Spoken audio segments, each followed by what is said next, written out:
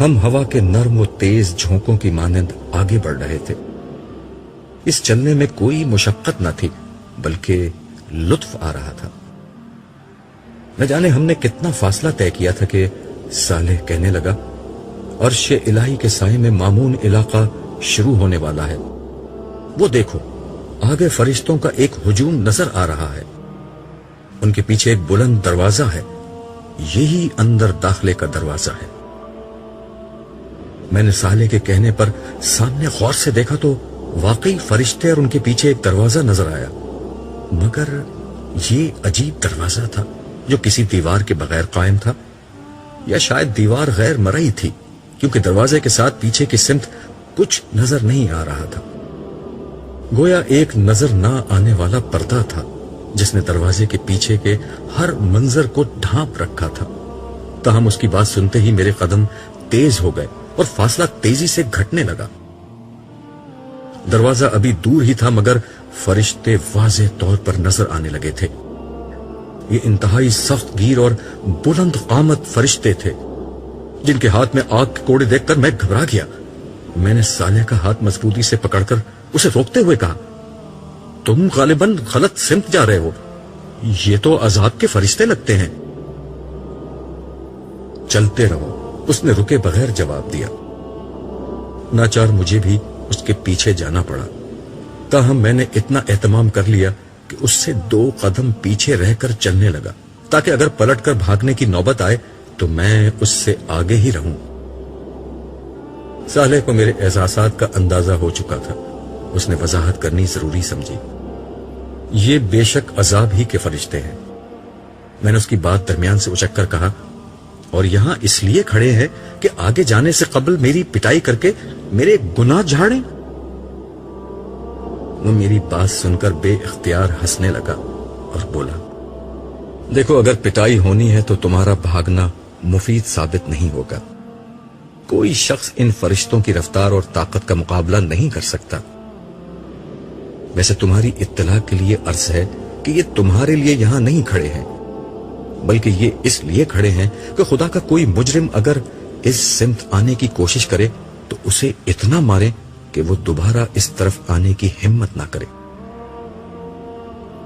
ہمارے قریب پہنچنے سے قبل ہی انہوں نے 2 حصوں میں بٹ کر ہمارے لیے ایک راستہ بنا دیا۔ ازراہ عنایت انہوں نے یہ اہتمام بھی کر دیا کہ کوڑوں کو اپنے پیچھے کر لیا۔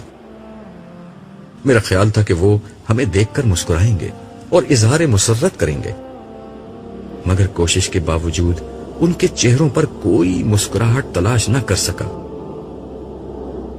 صالح کہنے لگا، ان کی موجودگی کا ایک مقصد تمہیں اللہ کی اس نعمت کا احساس دلانا ہے کہ کس قسم کے فرشتوں سے تمہیں بچا لیا گیا۔ بے اختیار میری زبان سے کلمہ شکر و حمد ادا ہو گیا۔ ان کے بیچ سے گزر کر ہم دروازے کے قریب پہنچے تو وہ خود بخود کھل گیا۔ اس کے کھلتے ہی میری نظروں کے سامنے ایک پرفضا مقام آ گیا۔ یہاں سے وہ علاقہ شروع ہو رہا تھا جہاں عرش الہی کی رحمتیں سایہ فگن تھیں۔ روح تک اتر جانے والی ٹھنڈی ہوائیں اور محصور کن خوشبو مجھے چھونے لگی تھی۔ ہم دروازے سے اندر داخل ہوئے تو دیکھا کہ دور تک فرشتے قطار در قطار کھڑے تھے۔ ان کے چہرے بے حد دلکش تھے اور اس سے کہیں زیادہ خوبصورت مسکراہٹ ان کے چہروں پر موجود تھی۔ یہ ہاتھ باندھے مؤدب انداز میں کھڑے تھے۔ ہم جیسے ہی ان کے بیچ سے گزرے، دعا و سلام اور خوش آمدید کے الفاظ سے ہمارا خیر مقدم شروع ہو گیا۔ ان کے رویے اور الفاظ کی تاثیر میری روح کی گہرائیوں میں اتر رہی تھی اور ان کے وجود سے اٹھنے والی خوشبوئیں میرے احساس کو سرشار کر رہی تھی۔ یہاں داخل ہوتے ہی مجھے یہ محسوس ہوا کہ میرے اندر کوئی غیر معمولی تبدیلی آئی ہے، لیکن اس وقت میری ساری توجہ فرشتوں اور یہاں کے دلکش ماحول کی طرف تھی، اس لیے میں زیادہ توجہ نہیں دے سکا کہ میرے ساتھ کیا ہوا ہے۔ میں اس کیفیت کو بس یہاں کے ماحول کا ایک اثر سمجھا۔ چلتے چلتے مجھے کچھ خیال آیا تو میں نے صالح کے کان میں سرگوشی کی، یار یہ تو ٹھیک ہے کہ یہ لوگ مجھے کوئی نجات یافتہ شخص مان کر میرا استقبال کر رہے ہیں، لیکن یہاں میری ذاتی واقفیت تو کوئی نہیں ہے. کیا یہاں تمہارا کوئی واقف ہے؟ میری بات سن کر صالح ہنستے ہوئے بولا، عبداللہ، آج ہر شخص اپنی پیشانی سے پہچانا جائے گا کہ وہ کون ہے. تمہیں علم نہیں، مگر تمہارا پورا تعارف تمہاری پیشانی پر درج ہے. تم دیکھتے جاؤ آگے کیا ہوتا ہے. قطار کے اختتام پر کھڑا ایک وجیح فرشتہ جو اپنے انداز سے ان سب کا سردار معلوم ہوتا تھا میرے پاس آیا اور میرا نام لے کر اس نے مجھے سلام کیا. میں نے سلام کا جواب دیا. پھر وہ بہت نرمی اور محبت سے بولا، ہمیشہ باقی رہنے والی کامیابی مبارک ہو. میں نے جواب میں شکر ادا ہی کیا تھا کہ وہ دوبارہ بولا، کیا آپ آئینہ دیکھنا پسند کریں گے؟ میری سمجھ میں نہیں آیا کہ اس نے یہ بات مذاق میں کہی تھی یا سنجیدگی سے، کیونکہ اس وقت آئینہ دیکھنے کی کوئی معقول وجہ مجھے سمجھ میں نہیں آ رہی تھی. تاہم اس نے میرے جواب کا انتظار نہیں کیا.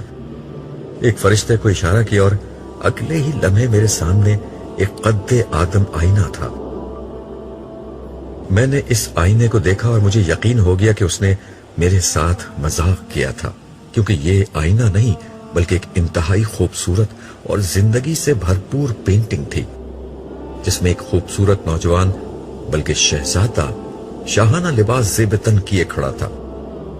یہ تصویر کسی بھی اعتبار سے تصویر نہیں لگ رہی تھی، بلکہ یوں محسوس ہو رہا تھا کہ جیسے آئینے کے سامنے کوئی زندہ انسان کھڑا ہوا ہے.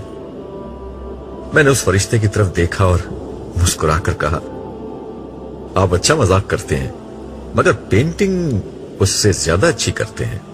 مصور تو آپ ہی معلوم ہوتے ہیں، لیکن اس میں ماڈل کون ہے؟ فرشتے نے انتہائی سنجیدگی سے میری بات کا جواب دیا، پینٹر تو المصور یعنی مالک ذوالجلال ہے، البتہ ماڈل آپ ہیں. اس کے بعد اس نے صالح کو اشارہ کیا. وہ میرے قریب آیا اور میرا سر گھما کر دوبارہ پینٹنگ کی طرف کر دیا. اس دفعہ پینٹنگ میں اس نوجوان کے ساتھ صالح بھی نظر آ رہا تھا. میں حیرت سے کبھی صالح کو دیکھتا اور کبھی اس آئینے میں کھڑے دوسرے شخص کو، جس کے بارے میں ان دونوں کی متفقہ رائے یہ تھی کہ یہ میں ہی تھا.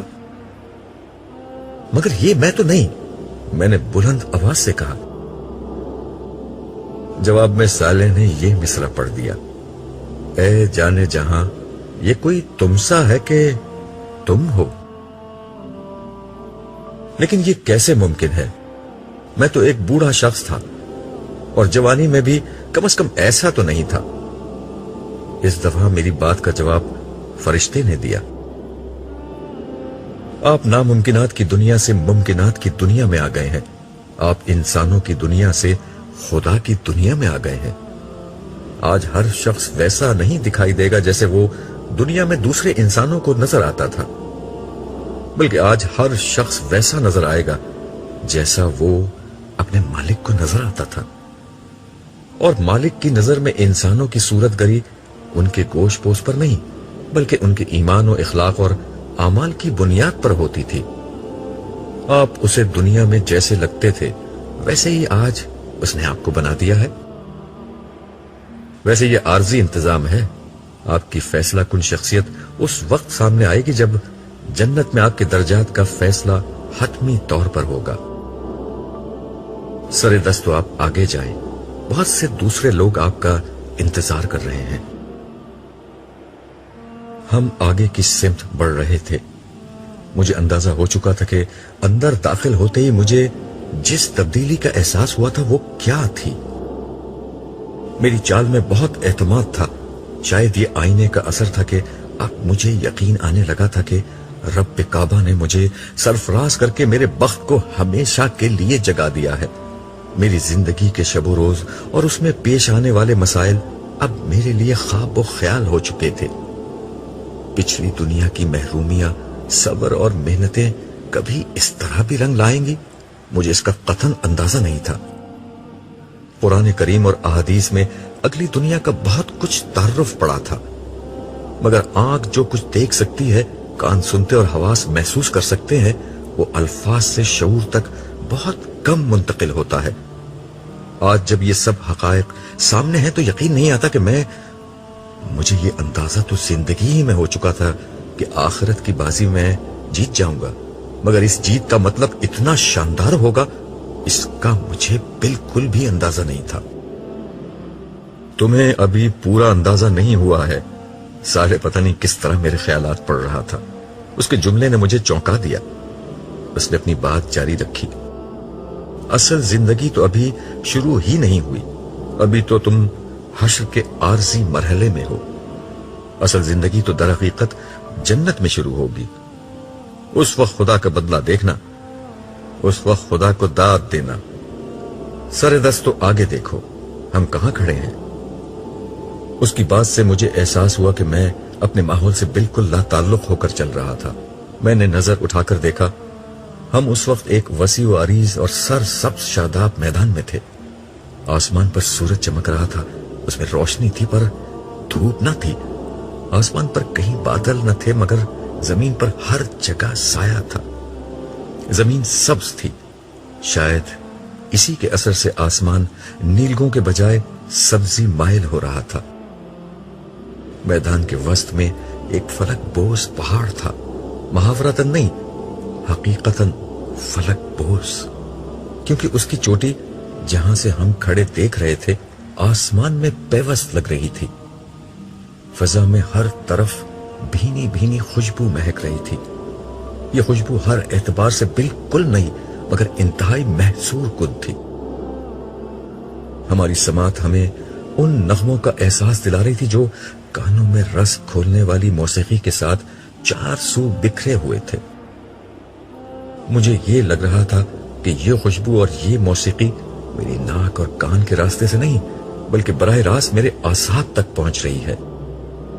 उसकी तासीर में महक व आंग और सुकून व सरूर के अनासिर इस खूबसूरत तनासुब से यकजा थे कि मुझे अपना वजूद तहलील होता महसूस हो रहा था। मैं एक जगह रुक कर खड़ा हो गया और आंखें बंद करके इस माहौल में गुम हो गया। साले ने मेरा इन्हिमाक देखकर कहा, इस पहाड़ का नाम आराफ है, आओ इसके गिर्द चक्कर लगाते हैं। मैं साथ साथ तुम्हें यहां की सारी तफसीलात से आगाह करता रहूंगा। मैं जवाब दिए बगैर सहरजदा अंदाज में साले के साथ हो लिया। हमने दाएं तरफ से अपना सफर शुरू किया। हम कुछ दूर ही चले थे कि पहाड़ के एक हिस्से पर उम्मत आदम लिखा हुआ नजर आया। मैंने साले से पूछा, क्या यहां आदम अलैहिस्सलाम है? नहीं, सारे नबी पहाड़ के ऊपर बुलंद हिस्से पर मौजूद हैं। तुम देखोगे कि हर थोड़ी देर बाद इसी तरह किसी न किसी नबी और उसकी उम्मत का नाम लिखा हुआ नजर आएगा। हर उम्मत के निजात याफ्ता लोग, तुम्हारी तरह के निजात याफ्ता लोग यहां आकर जमा होंगे। उसने जवाब दिया। क्या मुझे उम्मत मोहम्मदिया के कैंप में जाना होगा? इस पर मैंने इश्तियाक से पूछा। साले ने नफी में सर हिलाया और बोला, उन मकामात पर निजात याफ्ता लोग खड़े होंगे और रोजे हश्र के इख्तिताम पर यहीं से जन्नत में जाएंगे। तुम्हें पहाड़ के ऊपर जाना होगा। वहां सारे नबी और उनकी उम्मतों में से वो लोग जमा हैं जिन्होंने नबियों के इत्बा में लोगों पर हक की शहादत दी। ये लोग यहां से इंसानों के बारे में खुदा का फैसला देखते रहेंगे। इसी जगह से उन्हें इंसानों पर गवाही देने के लिए बुलाया जाएगा। हर नामुराद शख्स जहन्नुम की तरफ और हर कामयाब शख्स पहाड़ के नीचे अपने अपने नबी के कैंप में आता जाएगा। फिर हर उम्मत ग्रोह दर ग्रोह यहीं से जन्नत में जाएगी। ये वो मुकाम है जहां से हश्र में होने वाले हर फैसले को बराह रास्त देखा जा सकता है। जन्नत व जहन्नुम भी यहां से नजर आती है। हम ये गुफ्तगू कर रहे थे और एक एक करके तमाम नबियों की उम्मत के मकामात से गुजरते जा रहे थे। उस वक्त हर जगह बहुत कम लोग थे। मैंने साले से कहा, शायद अभी तमाम लोग नहीं आए। उसने कहा, नहीं, ये बात नहीं, دیگر نبیوں کی امت میں سے نجات یافتہ لوگ ہی بہت کم ہیں. زیادہ تر لوگ بنی اسرائیل میں سے ہیں اور سب سے زیادہ امت محمدیہ میں سے. یہ دونوں کیمپ ابھی تک نہیں آئے ہیں، لیکن اس وقت تک وہاں بھی زیادہ لوگ نہیں ہیں، لیکن تھوڑی دیر میں ہو جائیں گے. آؤ اب اوپر چلتے ہیں، اس پہاڑ کا چکر تو بہت طویل ہو جائے گا. مجھے بلند مقامات پر چڑھنے کا ہمیشہ سے شوق رہا تھا، لیکن شاید یہ میری زندگی کی سب سے عجیب بلندی تھی.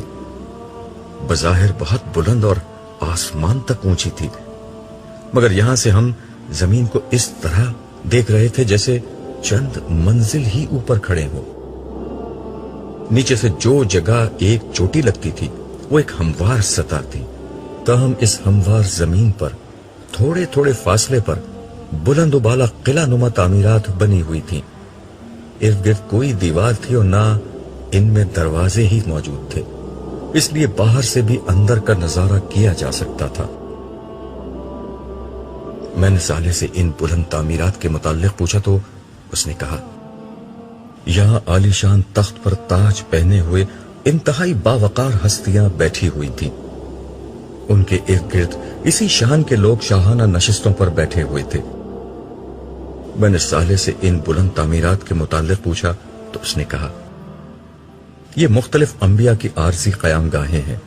انہی کی بنا پر اس پہاڑ کو آراف کہا جاتا ہے. تم تو جانتے ہو کہ آراف کا مطلب بلندیوں کا مجموعہ ہے. میں نے اسبات میں سر ہلایا. وہ گفتگو کا سلسلہ جاری رکھتے ہوئے بولا، تخت پر بیٹھے ہوئے انبیاء کرام ہیں اور ان کے ارد گرد بیٹھے لوگ ان کی امت کے شہداء اور صدیقین ہیں. صدیقین وہ لوگ ہیں جنہوں نے نبیوں کی زندگی میں ان کا ساتھ دیا، اور شہداء وہ لوگ ہیں جنہوں نے انبیاء کے بعد ان کی دعوت کو آگے پہنچایا. یہ سب وہ لوگ تھے جو دنیا میں خدا کے لیے جیے اور اسی کے لیے مرے. اسی کے صلے میں یہ لوگ آج اس عزت و سرفرازی سے ہمکنار ہوئے ہیں جس کا مشاہدہ تم اس وقت کر رہے ہو. کیا یہ ممکن ہے کہ انبیاء علیہ السلام سے میری ملاقات ہو سکے؟ میں نے پوچھا. سب سے ملاقات کا وقت تو نہیں، لیکن کچھ سے ضرور مل سکتے ہو، اس نے جواب دیا، اور پھر ایک ایک کر کے خدا کے جلیل القدر پیغمبروں سے میری ملاقات کرانی شروع کی. وہ پیغمبر جو میرے لیے عظمتوں کا نشان تھے، میں ان سے مل رہا تھا. آدم، نوح، ہود، صالح، اسحاق، یعقوب، یوسف، شعیب، موسیٰ، ہارون، یونس، داؤد، سلیمان، زکریا، یحییٰ، عیسیٰ، اور سب سے بڑھ کر ابو الانبیاء سیدنا ابراہیم علیہ السلام. سب نے گلے لگا کر اور میری پیشانی پر بوسہ دے کر میرا استقبال کیا اور مجھے مبارکباد دی.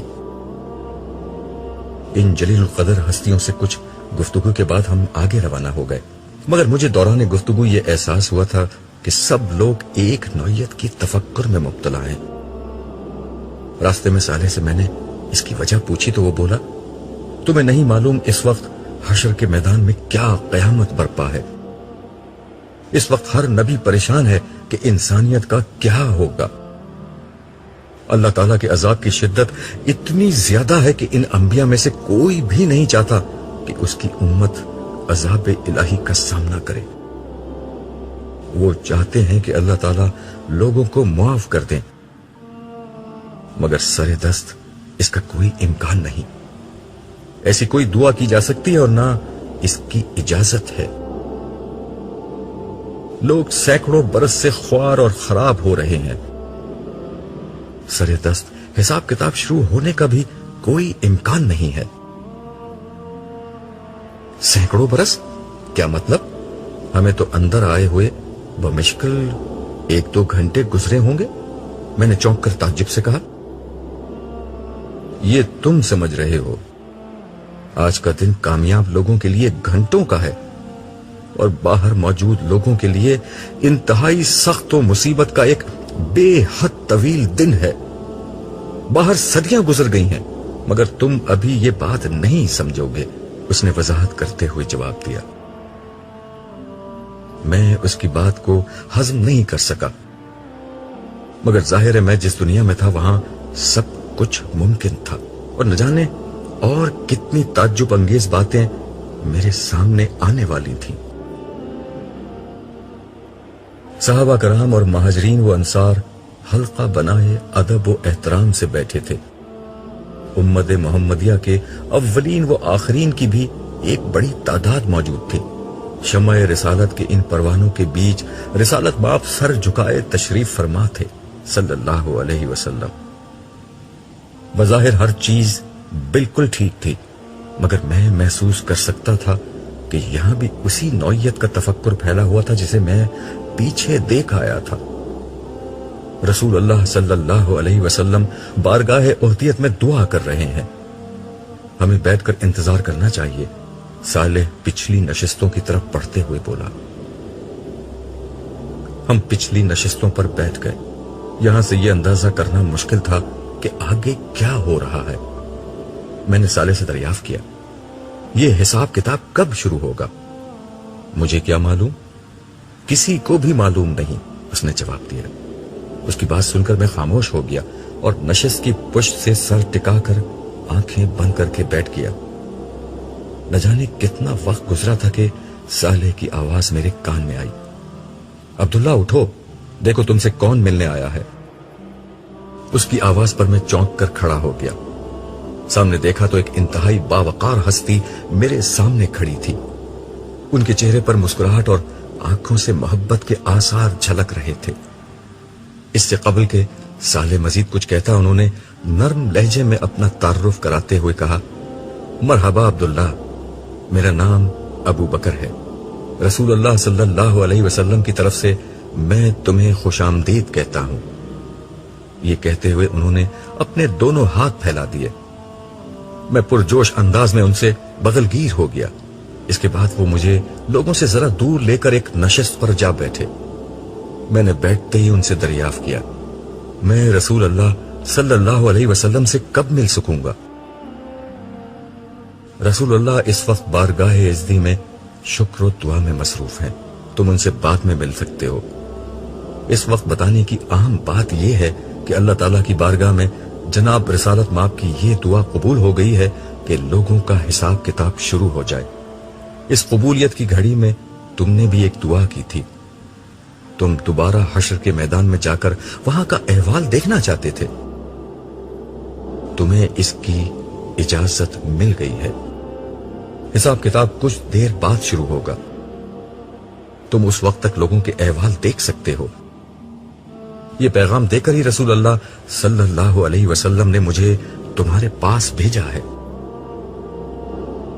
यह सुनकर मेरे चेहरे पर खुशी के तासुरात जाहिर हुए, जिन्हें देखकर खलीफा रसूल के चेहरे पर भी मुस्कुराहट आ गई। एक वक्फे के बाद वो दोबारा गोया हुए, बाहर बहुत सख्त माहौल है। साले अगरचे तुम्हारे साथ होगा, मगर फिर भी तुम ये पीते जाओ। ये मशरूब तुम्हें बाहर के आलाम से महफूज कर देगा। ये कहकर उन्होंने पास रखा सुनहरे रंग का जगमगाता हुआ एक गिलास मेरी सिमत बढ़ा दिया। मैंने दोनों हाथ आगे बढ़ाकर ये गिलास उनके हाथों से लिया और अपने होठों से लगा लिया। गिलास होठों से लगाते ही एक अजीब वाकया हुआ। मैं अगरचे बिल्कुल प्यासा नहीं था और ना किसी तकलीफ और बेचैनी ही में था, मगर जो तस्कीन मुझे मिली वो शायद सदियों के किसी प्यासे को भी पानी का पहला घूंट पीने पर नहीं मिलती होगी। इस मशरूब का एक घूंट हलक से उतारते ही लज्जत, सैराबी, आसूदगी, मिठास और ठंडक के अल्फाज अपने ऐसे मफाहीम के साथ मुझ पर वाजे हुए जिसका तजुर्बा मुझे तो क्या किसी दूसरे इंसान को भी कभी नहीं हुआ होगा। इस मशरूब का एक एक कतरा मेरी जबान से हलक, हलक से सीने और सीने से मेदे तक उतरता रहा और मेरी रग रग को सैराबी और सरशारी की कैफियत से दो चार करता गया। मेरा दिल तो चाहा कि एक ही घूंट में पूरा गिलास पी जाऊं, मगर जिस हस्ती के सामने बैठा था उसका अदब इसमें माने हुआ। ये नई जिंदगी और नई दुनिया का पहला तारुफ है। ये जामे कौसर है। इसे पीने के बाद हशर में गर्मी और प्यास तुम्हें नहीं सताएगी। ये अल्फाज सुनते ही मुझे समझ में आ गया कि मुझ पर इस मशरूब का ये गैर मामूली असर क्यों हुआ था। ये जन्नत की नहर कौसर का पानी था और बिलाशिबा उन तमाम खसाइस का हामिल था जिनका जिक्र मैं हमेशा सुनता रहा था। उस लम्हे मुझे ये भी अंदाजा हुआ कि जन्नत की नेमतें क्या होंगी। पिछली दुनिया में खाने पीने की लज्जत दो चीजों में पोशीदा थी। एक ये कि इंसान को शदीद भूख और प्यास लगी हो, और दूसरे उसे खाने पीने के लिए बहुत लजीज शय मिल जाए। मगर जन्नत की हर शय अपनी जात में इंतहाई लजीज होने के साथ साथ इंसान को बगैर भूख और प्यास के वो लज्जत और तस्कीन भी फराहम करेगी जो सिर्फ एक इंतहाई भूखे और प्यासे शख्स को ही मिल सकती है।